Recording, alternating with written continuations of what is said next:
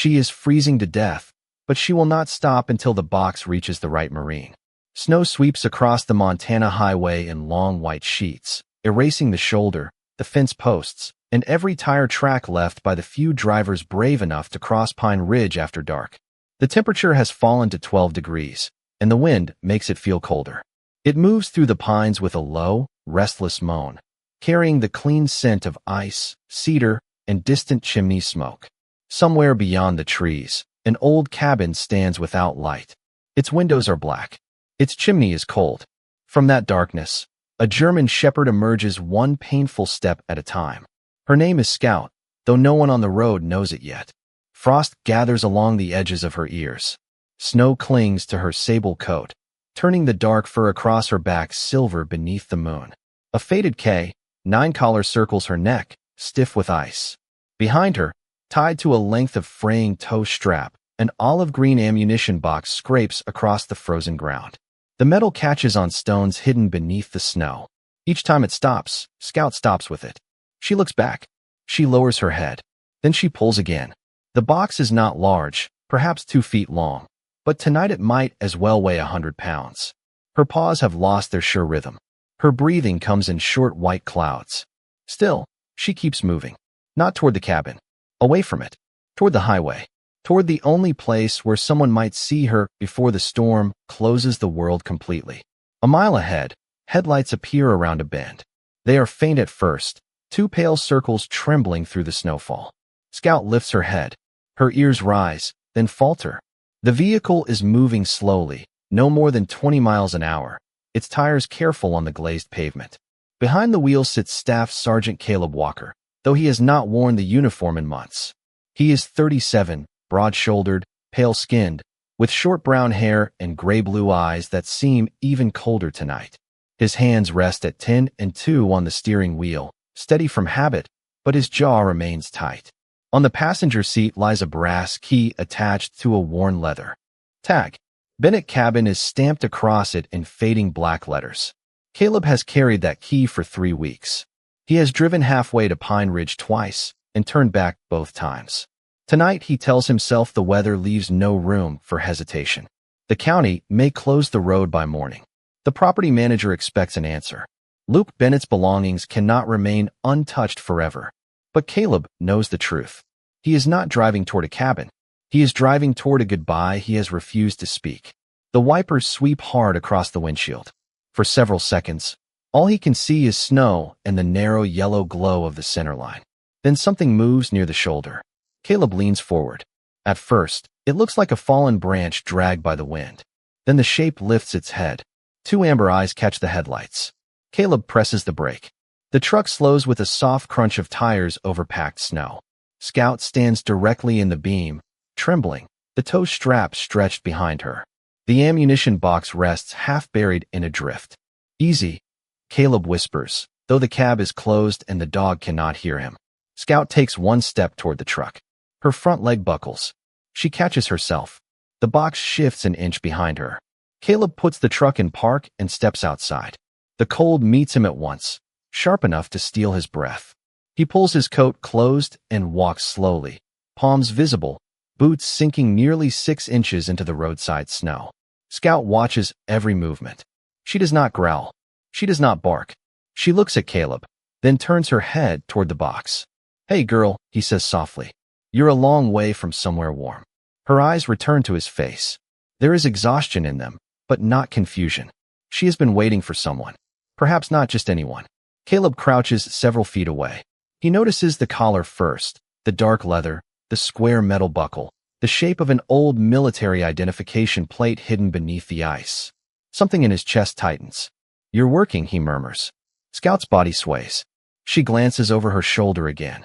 Caleb follows her gaze to the ammunition box. Snow has collected along its lid. The corners are dented, and an old white stencil shows faintly through the frost, but he cannot read it from where he kneels. He reaches toward Scout. She does not retreat. Instead, she steps closer and presses her cold nose briefly against his glove. Then she turns and places 1 paw on the tow strap. The message is clear. "Not me first." The box. Caleb rises and moves toward it. Scout tries to follow, but her legs finally give way. She sinks into the snow without a sound, her head still lifted, her eyes fixed on the metal container. Caleb kneels beside her and slips one arm beneath her chest. She is lighter than she should be. Beneath the wet fur, he can feel every breath struggling to remain steady. "I've got you," he says. Scout does not relax. Her gaze stays on the box. Caleb brushes the snow from its lid. His glove passes over a line of faded lettering. The first word remains hidden beneath ice. The second is nearly gone. Before he can clear it, a small sound comes from inside. Not a rattle, not shifting metal. Something softer. A faint, fragile tap. Caleb freezes. Scout's ears lift. For one suspended moment, the wind seems to quiet around them.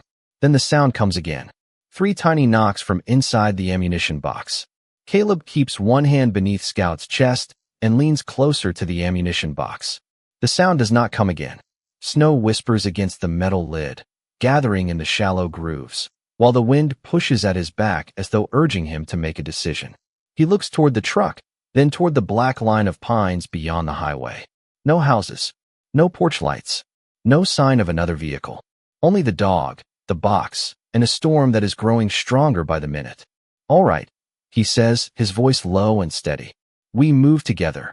Scout watches him slide his arms beneath her body. She is cold enough that the wet fur along her ribs feels almost rigid. Yet the moment Caleb begins lifting her, she twists weakly toward the toe strap. Her front paw reaches for it, scraping through the snow. "I know," he tells her. "I am not leaving it." The words leave his mouth before he understands why they hurt. He carries Scout to the truck and places her gently across the passenger seat, moving the brass cabin key and Luke Bennett's leather tag onto the dashboard. Scout tries to rise at once. Her legs tremble beneath her, and her amber eyes lock on the roadside. Caleb leaves the door open so she can see him. Then he returns for the box. The toe strap is frozen stiff. He loops it around one gloved hand and pulls. The container barely moves. Whatever rests inside has enough weight to press it deep into the snow. Caleb grips both handles, lifts with his knees, and carries it toward the truck. Scout does not lower her head until the box is placed on the floor directly beneath her. Even then, she keeps one paw resting against the lid.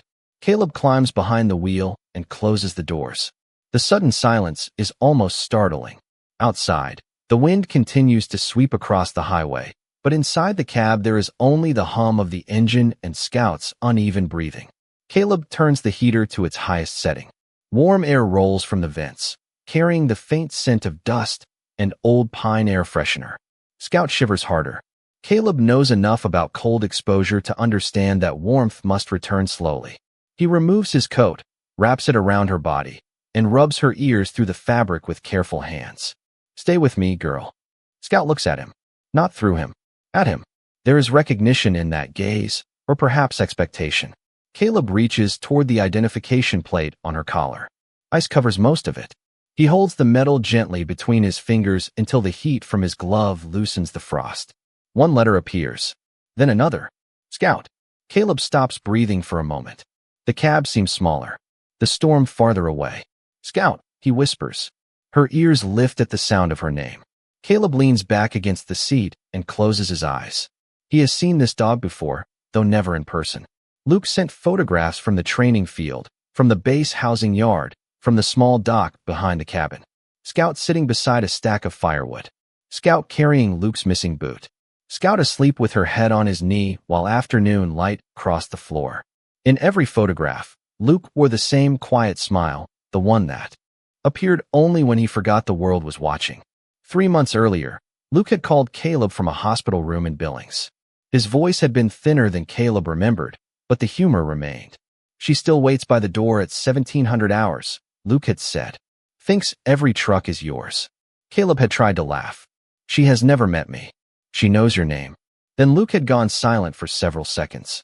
When he spoke again, the humor was gone. "When the time comes, I need you to take her." Caleb had stared at the kitchen wall of his apartment in Helena, unable to answer. The request sounded too much like surrender. Too much like the end. "You are coming home," Caleb had said. "Caleb, you are coming home, Luke.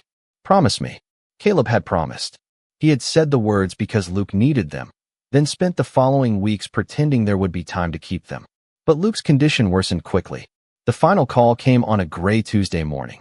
Caleb listened to the message twice, then turned off his phone. He missed the funeral. He told Luke's sister that a closed mountain pass kept him away, though the roads had been clear. He told himself he could visit the cabin after Christmas, then after New Year's Day, then when the weather improved. Every excuse sounded reasonable until spoken aloud. Now Scout lies beside him, half frozen, with Luke's ammunition box beneath her paw. Caleb looks at the dark cabin key on the dashboard. Shame settles into his chest, quiet and heavy. I should have come sooner, he says. Scout's eyes remain open. She does not judge him. Dogs rarely waste strength on judgment. They remember presence. They remember absence. Most of all, they remember promises. Caleb reaches down and wipes the remaining ice from the side of the box. The faded stencil emerges beneath his glove. Bennett. Below it, smaller letters appear through scratches and rust. 2nd Battalion, 7th Marines. Caleb knows the container immediately. Luke carried it through 3 deployments, then used it for tools at the cabin. A pale mark crosses one corner, shaped like a crooked cross. Caleb made that scratch years ago while trying to pry open a jammed latch with a field knife. Luke had laughed for 10 minutes and refused to let him forget it. A faint tap sounds from inside. Scout's paw presses harder against the lid. Caleb lowers his ear to the metal. At first, he hears nothing but the engine. Then comes a soft movement, followed by a sound so small it might be mistaken for breath. Caleb reaches for the latch. Scout raises her head and releases one quiet whine, not from fear, but urgency. The latch does not move. It is sealed beneath a thick layer of ice. Caleb grips it again, harder this time. Whatever he trusted you to carry, he murmurs. We are getting it home. Scout holds his gaze. Outside, the snow closes over the tracks she left behind. Caleb pulls the truck back onto the highway, keeping one hand near Scout as the tires ease through the deepening snow. The cabin is less than a mile away, but the storm has swallowed every familiar landmark. The road narrows between tall pines, their branches bowed under white weight, and the headlights reveal only a short tunnel through the darkness. Scout remains curled beneath Caleb's coat, one paw still touching the ammunition box. Each time the truck turns, she shifts with it, guarding the container even as exhaustion drags her eyes half closed. You did your part, Caleb says. Let me carry it now. Scout opens her eyes, but does not move her paw. Caleb remembers Luke describing that same stubborn focus after a training exercise in California. Once Scout accepted a task, weather did not matter. Hunger did not matter. Commands from anyone but Luke barely mattered. She would finish or remain beside the unfinished work. The thought sends a quiet ache through Caleb. Luke had trusted the dog because she never confused duty with pride. She did what needed to be done, then asked for nothing. The truck rounds a bend, and a wooden mailbox appears at the edge of the headlights, leaning beneath a cap of snow. The name Bennett is barely visible along its side. Caleb slows and turns onto the narrow driveway. Snow rises nearly a foot between the tire tracks. The cabin stands 200 yards ahead, dark against the forest, its porch buried, and its windows blank. The sight of it tightens Caleb's grip on the wheel. He has seen this place in photographs for years. Luke beside the lake with a fishing rod. Luke repairing the porch steps. Scout lying in a patch of sunlight near the front door. In every picture, the cabin seemed warm. Tonight it looks abandoned by time itself. Caleb stops beside the porch and leaves the engine running. He carries Scout first. The moment his boots touch the snow, she lifts her head and looks toward the house. Her body grows tense in his arms. Not afraid. Alert. You know this place, Caleb whispers. Scout presses her nose into the wind. A faint sound leaves her throat, softer than a whine, almost a question. Caleb climbs the steps and tries the front door. It does not open. Ice seals the frame, and the lock resists the brass key twice before finally turning. He pushes with his shoulder. The door gives way with a dry groan, releasing air that smells of cold ash, pine boards, and something faintly medicinal. Caleb reaches for the wall switch. Nothing happens. The electricity is out. He uses the flashlight on his phone, casting a narrow beam across the room. A stone fireplace fills one wall. Split logs are stacked beside it. A wool blanket rests neatly over the back of a chair. On the table sits a ceramic mug, a folded newspaper, and a small bottle of prescription medicine beside a glass of water. Everything looks arranged for a man who expected to return in a few minutes. Caleb stands motionless until Scout shifts in his arms. Right, he murmurs. Warmth first. He lays her on a rug near the fireplace, then returns to the truck for the ammunition box. Scout tries to rise when he carries it through the doorway. Her legs fail, but her gaze follows every step. Caleb places the box beside her. Only then does she lower her head. He kneels at the fireplace, crumples pages from an old grocery circular, and builds the smallest flame he can manage. It catches slowly, orange light trembling over the stones. The room begins to change. Shadows soften. The scent of smoke replaces the stale cold. Scout's wet coat glistens as frost melts from the tips of her fur. Caleb finds towels in a hallway closet and wraps one around her, rubbing gently along her shoulders and paws. Beneath the ice, her identification plate shows another line of engraving. Luke Bennett. Caleb traces the letters with his thumb. He sent you for me, did he not? Scout looks toward the box. Caleb follows her gaze. The latch remains frozen, but the warmth from the fire is beginning to loosen the ice around its edges. He pulls the container closer to the hearth, careful not to tilt it. Something moves inside. This time the sound is clearer. A soft scrape. Then another. Caleb reaches for the latch, but Scout suddenly raises her head and places her paw across his wrist. Her eyes hold his with quiet insistence. He stops. Not yet, he asks. Scout turns toward the far side of the room. Caleb lifts the flashlight. A narrow trail crosses the wooden floor, small wet marks leading from the back hallway to the ammunition box. He rises and follows them. They pass an empty dog bed, a bowl with frozen water, and a blanket arranged beside a closed bedroom door. On the floor near the threshold lies a frayed toe strap. One end matches the length tied around the box. The other has been chewed through. Caleb looks back at Scout. She had not found the box outside. She had pulled it from somewhere inside the cabin, worked it across the floor, down the porch steps, and almost a full mile through the storm. Then the sound inside stops. Scout's paw slips from Caleb's wrist. Her ears flatten. For the first time since he found her, fear enters her eyes. Caleb sees the change in Scout before she makes a sound. Her breathing quickens. Her amber eyes remain fixed on the ammunition box, and every tired muscle in her body seems to gather around one purpose. She pushes herself upright, slips on the rug, and tries again. Easy, Caleb says, moving toward her. Scout ignores the warmth of his hands. She crosses the short distance to the box and presses her nose against the lid. Nothing answers from within. The fire gives a quiet pop behind them. Outside, wind moves along the cabin walls and sends a thin stream of snow beneath the back door. Caleb kneels beside the box and rests 2 fingers against the metal. It is still painfully cold. Opening it too quickly near the fire could send a rush of heat into whatever is inside, and every instinct tells him not to take that chance. Slow, he murmurs. We do this slow. Scout turns her head toward him. She does not bark. She does not pace. She only watches, waiting for him to understand. Caleb has seen that kind of silence before. Working dogs do not waste movement when the task matters. Luke once explained it during a late-night call from California. A good K-9 will tell you everything, he had said. Most people miss it because they are waiting for noise. Caleb looks again at Scout. Her left ear tilts toward the box. Her right ear turns toward the hallway. He follows the direction of her attention. The flashlight beam passes over the empty dog bed and stops on a narrow utility door near the kitchen. Scout takes 1 step toward it, then looks back. You want something in there? Caleb asks. She moves again. Caleb follows and opens the door. Inside, shelves hold lantern fuel, canned food, tools, folded blankets, and a red plastic veterinary kit covered in dust. He takes the kit down. Beneath it lies a small pry bar and a pair of insulated work gloves. The arrangement is too deliberate to be accidental. Someone placed everything where it could be found quickly. Caleb carries the supplies to the fire. Scout returns to the box and lowers herself beside it, her body forming a protective curve around one end. Caleb opens the veterinary kit. Most of the contents are ordinary: gauze, antiseptic wipes, a thermometer, small feeding syringes, hand warmers, and 2 sealed emergency blankets. Taped inside the lid is a card written in Luke's block handwriting. For Scout. Keep her warm.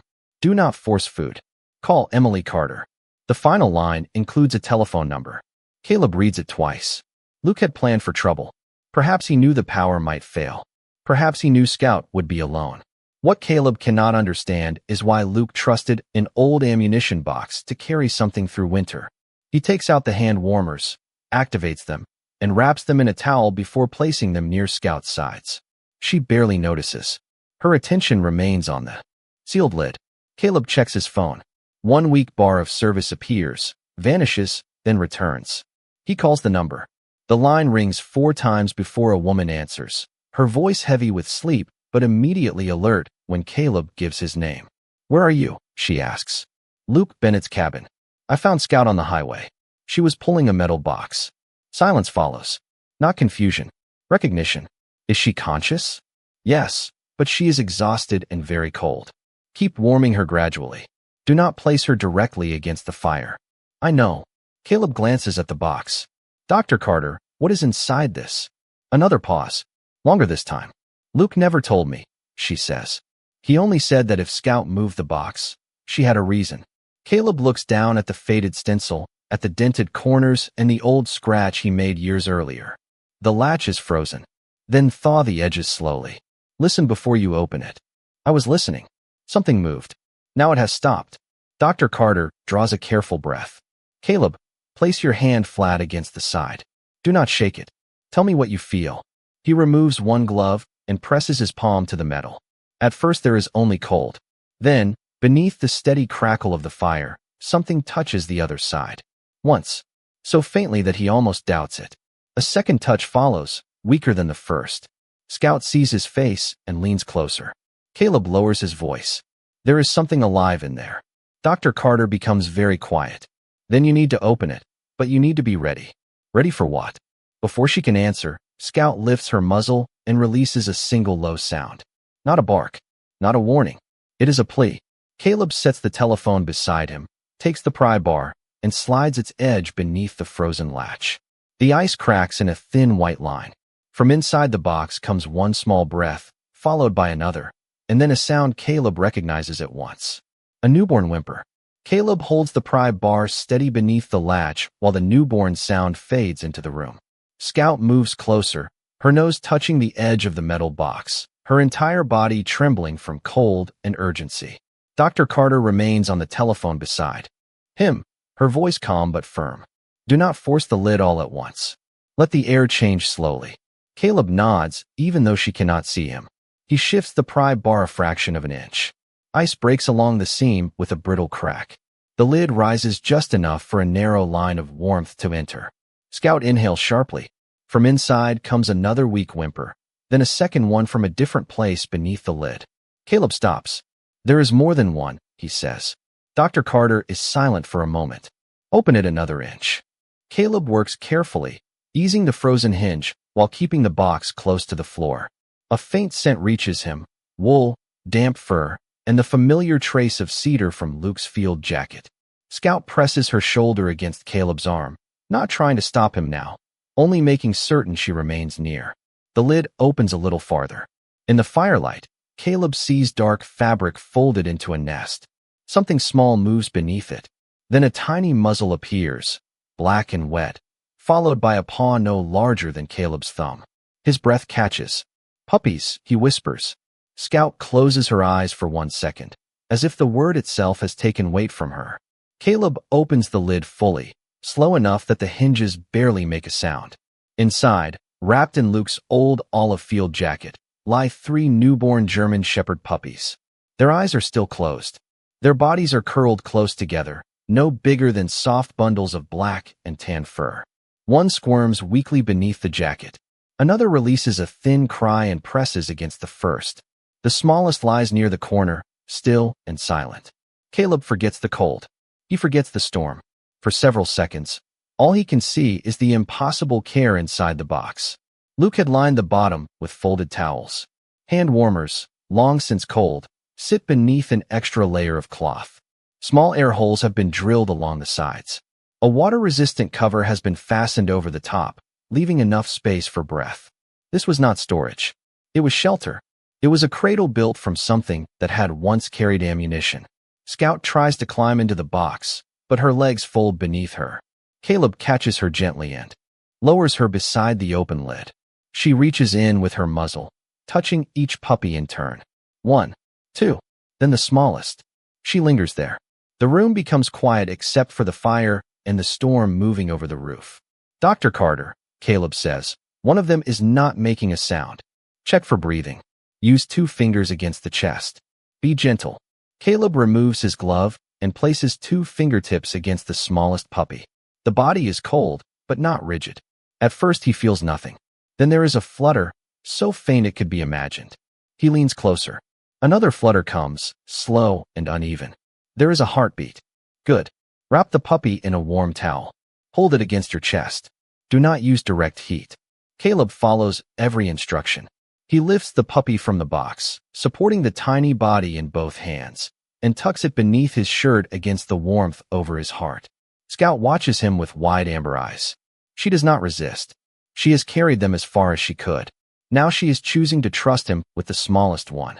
Caleb takes one of the warm towels and folds it around the other 2 puppies, keeping them beside their mother. Scout curls around the open box, her nose resting near the jacket. Her breathing remains rough, but a quiet change comes over her. The fear in her eyes begins to loosen. "How long have they been without heat?" Dr. Carter asks. Caleb looks around the cabin, at the dead outlets, the cold water bowl, the dark hall. "At least 2 nights, maybe more. Then Scout kept them alive." Caleb looks at the trail marks across the floor. He imagines her finding the box, pulling it from the bedroom, securing the strap with her teeth, dragging it over the threshold, down the porch, through nearly a mile of snow. Not for herself. Never for herself. She knew she could not carry them one at a time, he says. So she carried all of them. Dr. Carter exhales softly. "That sounds like Luke's dog." Caleb lowers his head. "Luke's dog."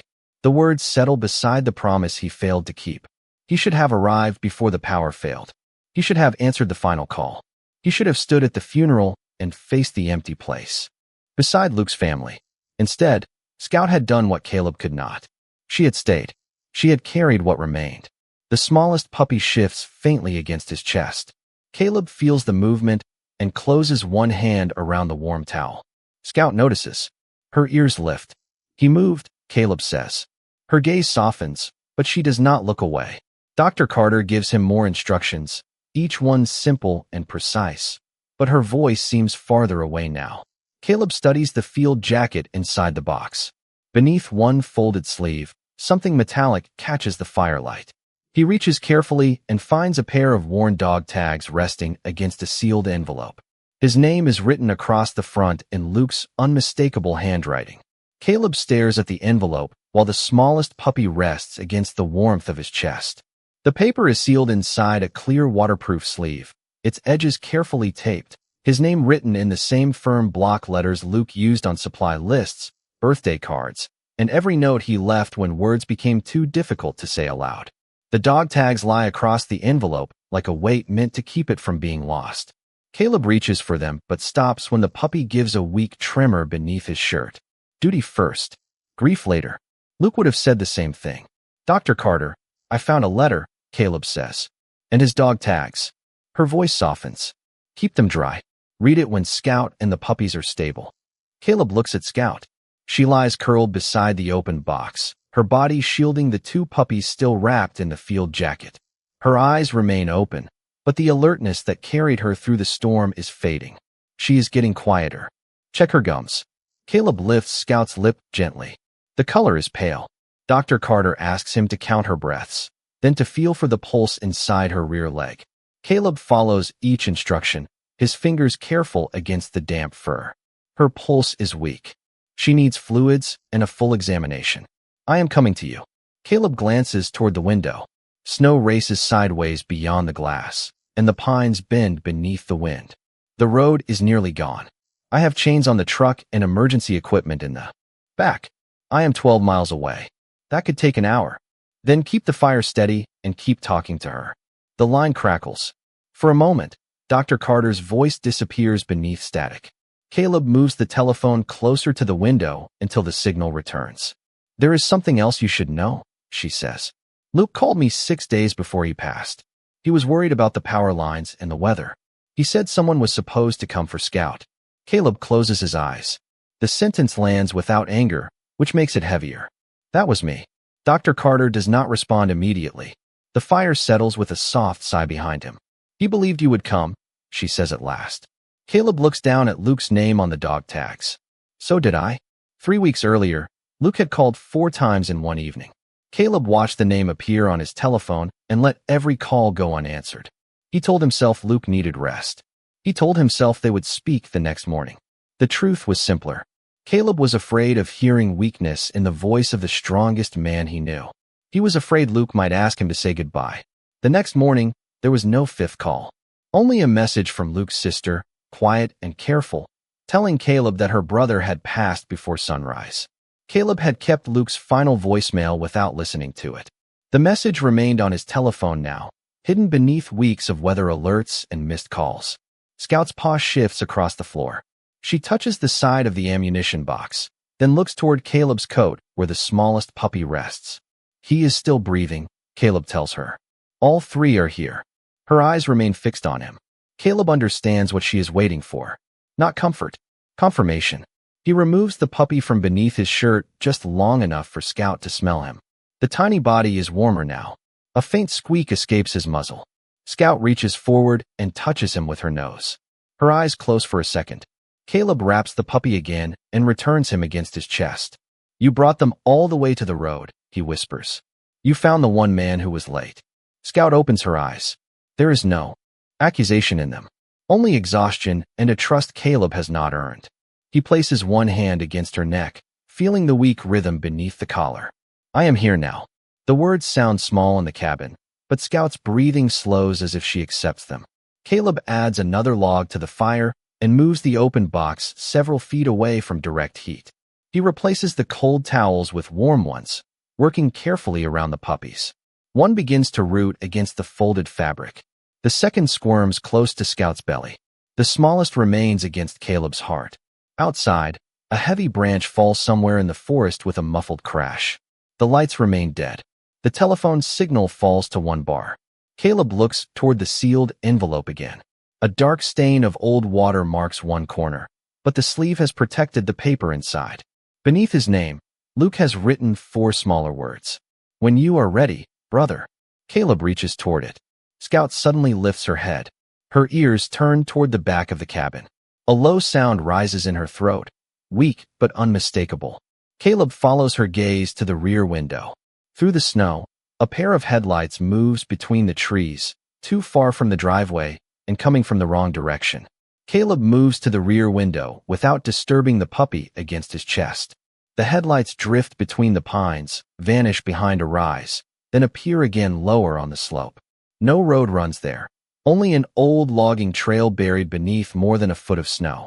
Scout keeps her head raised. Her growl remains low, but there is no anger in it. It sounds like uncertainty shaped by exhaustion. Caleb picks up the telephone. Dr. Carter, are you near the cabin? Static answers first. Then her voice returns in broken pieces. Driveway blocked. Fallen pine. Taking the service trail. Caleb looks outside again. The lights stop 50 yards from the cabin. I see you. Good. I may need help with the equipment. Caleb glances at Scout and the puppies. He cannot leave them alone, not even for a minute. Come to the back door. Follow the lantern. He lights the old kerosene lantern from the utility closet and places it in the window. Its amber glow spreads across the snow like a small promise. A truck door closes outside. Metal chains rattle. Then a figure appears through the storm, carrying 2 heavy cases and leaning into the wind. Caleb opens the back door before Dr. Emily Carter reaches the porch. Cold air rushes into the room, stirring ash from the fireplace. Emily steps inside wearing a dark insulated coat, snow pants, and boots crusted white to the ankles. She is in her early 40s, with light brown hair tucked beneath a knit cap and the composed expression of someone who has learned that panic never helps a frightened animal. Close it, she says. Caleb shuts the door, and the cabin returns to firelight and breath. Emily sets down her cases and kneels beside Scout without hesitation. Scout watches her, tense but too weak to move away. Hello, brave girl, Emily murmurs. She offers the back of her gloved hand. Scout smells it once, then looks toward Caleb. He nods. She trusts you, he says. No, Emily replies softly. She trusts you. I am only being allowed into the circle. She removes her gloves, checks Scout's pulse, temperature, and breathing, then prepares a bag of warmed fluid from one of the cases. Every motion is calm. Every object is placed where Scout can see it. She is severely dehydrated, Emily says. Her temperature is low, but she is responding. That matters. Caleb lowers himself beside them. Will she make it? Emily does not offer easy comfort. She studies Scout's eyes, then the puppies nestled in the open ammunition box. She has already survived longer than she should have. Tonight, we help her choose 1 more hour at a time. Scout gives a faint breath and rests her muzzle against Caleb's knee. Emily inserts the fluid line beneath the loose skin near Scout's shoulder, securing it with practiced care. Scout barely reacts. Her attention remains on the smallest puppy hidden against Caleb's chest. Let me see him, Emily says. Caleb opens his shirt enough to lift the wrapped bundle free. The puppy is warmer now, but his breathing is shallow. Emily places a stethoscope against the tiny chest. The room grows still. Caleb hears the fire settle, the wind brush the eaves, and Scout's slow breaths beside him. Emily moves the stethoscope once, then again. His heart is there, she says. Quiet, but steady enough to work with. She wraps him in a fresh towel, adds a covered heat pack, and places him against Scout's belly beside the other 2. Scout touches each puppy with her nose. When she reaches the smallest, he releases a faint squeak. Her eyes close, and her head lowers to the blanket. Caleb feels something inside him loosen. Not forgiveness. Not yet. Only the first space where forgiveness might someday live. Emily examines the ammunition box while the fluids drip.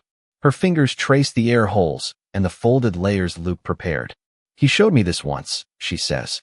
Caleb turns toward her. Luke showed you the box. Only from across the room. He said it was an emergency shelter. I assumed he meant for Scout during a storm. Emily lifts the corner of the field jacket. I did not know she was expecting puppies. Neither did he. He knew. Caleb looks at her. Emily sits back on her heels. Luke called me after Scout wandered home from the woods about 7 weeks ago. I examined her here. He was already too weak to drive. When I told him she was carrying puppies, he smiled for the first time in months. The words settle over the room. Caleb looks at Scout curled around the 3 small lives. Why did nobody tell me? Emily meets his eyes. Luke wanted to. He had my number. He also knew you were not answering. Caleb looks away. Snow taps softly against the window. Emily does not accuse him. She returns to Scout's fluid line, adjusts the flow, and speaks with the same measured gentleness. He said grief had made you disappear before he was gone. Caleb's hand closes around the sealed envelope. The plastic sleeve crackles in his grip. Did he resent me? Emily looks at Luke's handwriting across the front. No, that was the part he could not understand.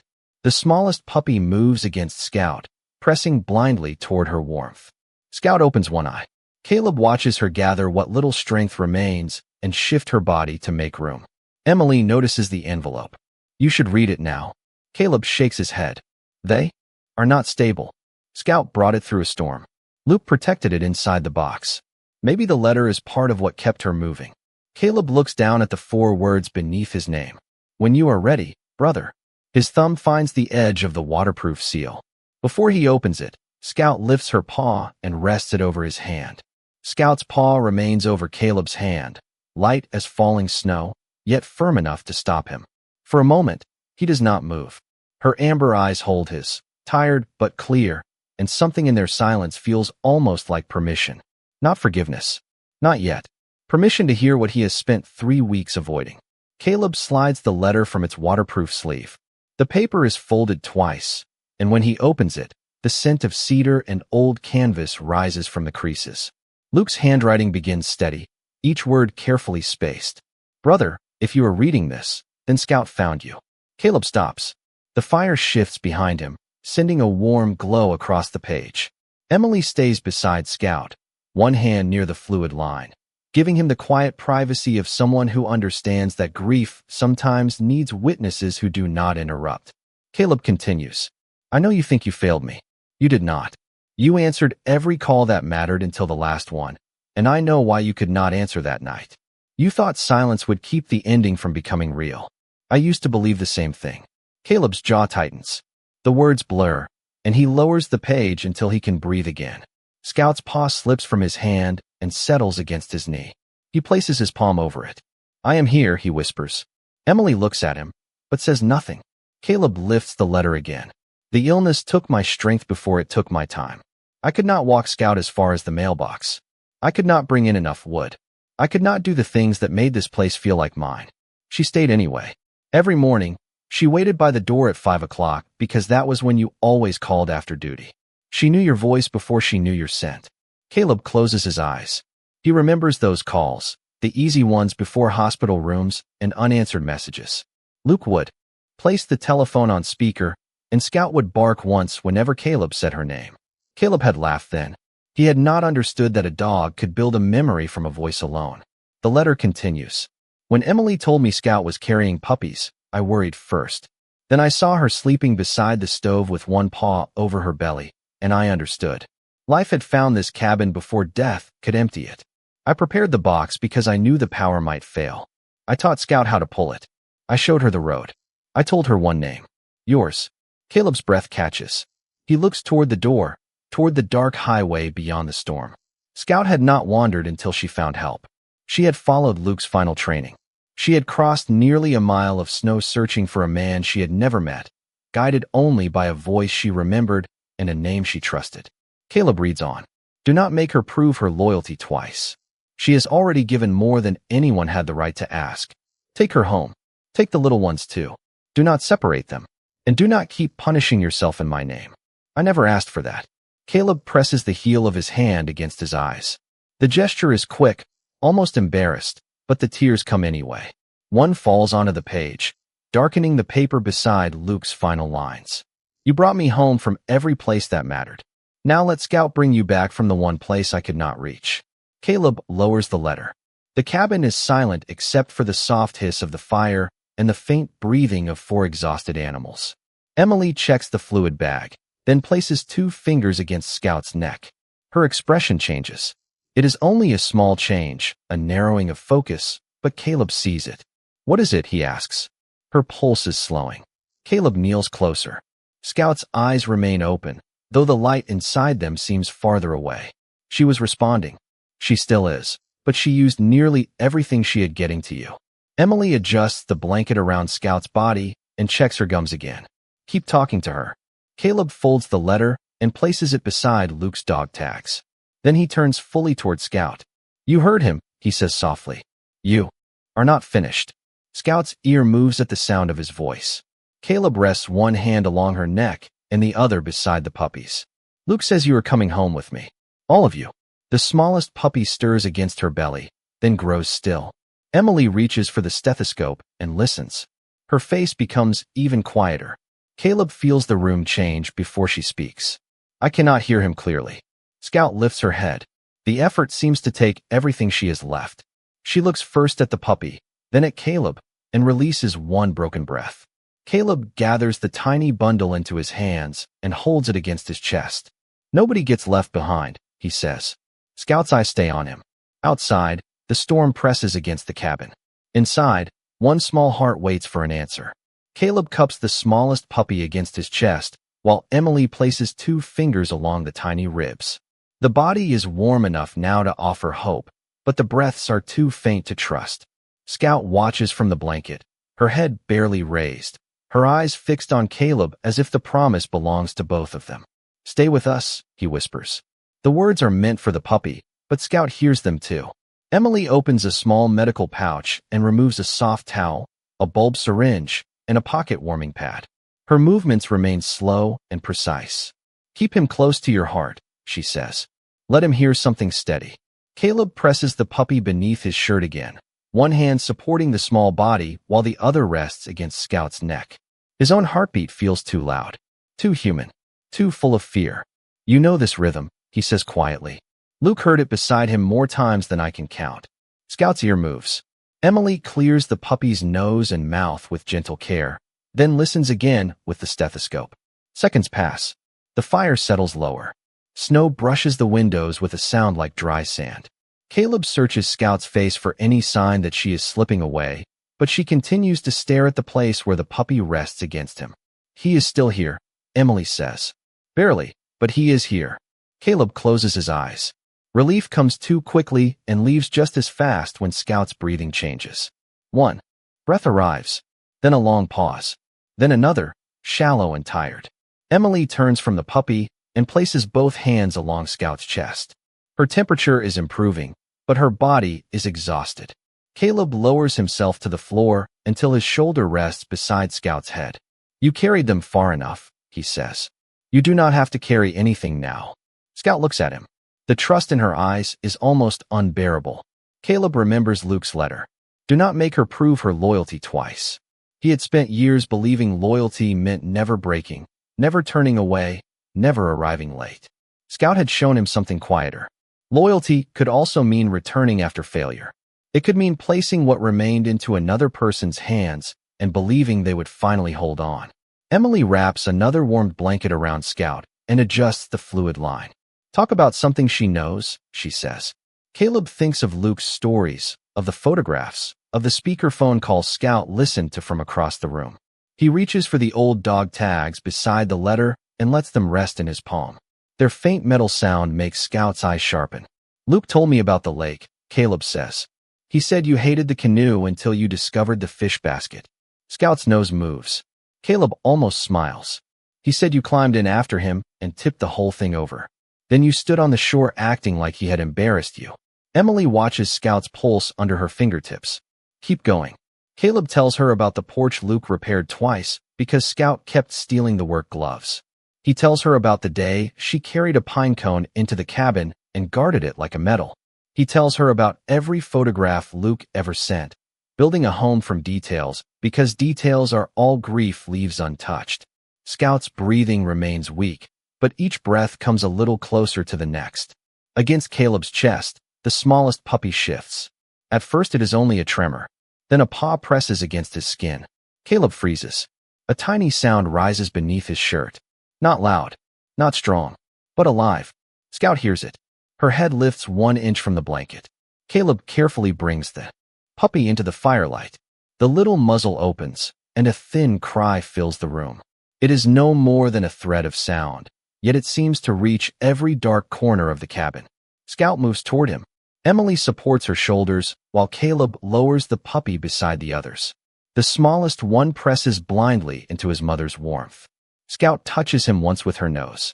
Then again, her body relaxes around all 3 puppies, forming a shelter no box could replace. Caleb lets out a breath that breaks halfway through. He turns his face toward the fire, but not before one tear falls onto his sleeve. Emily checks the puppy's heart and nods. Stronger. Caleb looks at Scout. You heard that, girl. Stronger. Her eyes close. Caleb's relief disappears. Scout. She does not respond. He places his hand against her neck. The pulse is there, but faint. Too faint. Emily leans close, listening, counting, waiting. The cabin becomes still around them. Caleb holds the dog tags between his fingers and whispers the only order that ever mattered. Come home. For one terrible moment, nothing changes. Then Scout draws a slow breath and opens her eyes. Not fully, just enough to find Caleb. Just enough to see the 3 small bodies curled safely against her. Her tail moves once beneath the blanket. Emily lowers her head with a quiet smile. Caleb keeps his hand against Scout's neck and does not move it again. Outside, the storm begins to weaken. Inside, for fragile breaths learn how to remain.